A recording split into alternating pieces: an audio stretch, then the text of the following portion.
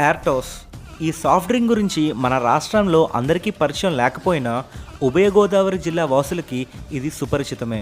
విదేశీ company cool drinks ఎన్ని పోటీకి వచ్చినా ఎదురు నిలబడి మన తెలుగువాడి సత్తాని చాటింది.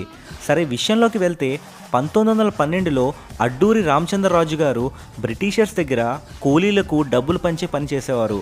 ఈ క్రమంలో అతను పనిచేస్తున్న ఆఫీసర్ ఇంట్లో ఒక పాడైన సోడా మెషిన్ని చూశారు. దాని ప్రత్యేకత తెలుసుకున్న రామచంద్రరాజు గారు ఎలా అయినా మెషిన్ని రిపేర్ చేయాలని ప్రతి ఊరు తిరిగారు.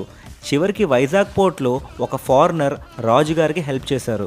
మొదటగా సోడా బాటిల్స్, గ్యాస్ అన్నీ యూరోప్ నుంచి తెప్పించేవారు. కానీ ఆ సోడాని ఎవరు కొనేవారు కాదు. ఎందుకంటే ఆ సోడాని కొట్టినప్పుడు అందులో నుంచి వచ్చే గ్యాస్ చూసి అందులో దెయ్యం ఉందేమో అని అనుకునేవారు.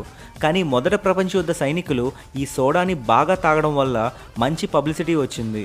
ఆ తర్వాత 1919లో మొదటి సాఫ్ట్ డ్రింక్ని తయారు చేశారు. దీనికి కావాల్సిన ముడిసరుకుని విదేశాల నుంచి తెప్పించేవారు. కానీ రెండో ప్రపంచ యుద్ధం జరుగుతున్న సమయంలో ఏవి ఇంపోర్ట్ అయ్యేవి కాదు.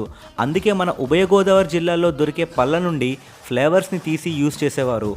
ఇంత చరిత్రున్న మన యార్టోస్ డ్రింక్ని కోకోకోలా కొన్ని వందల కోట్లిచ్చి కొనాలి అని అనుకుంది. కానీ రామచంద్రరాజు గారు దేనికి లొంగకుండా ఇది మన డ్రింక్, ఎలా అయినా చరిత్రలో ఉండేలా చూసుకున్నారు.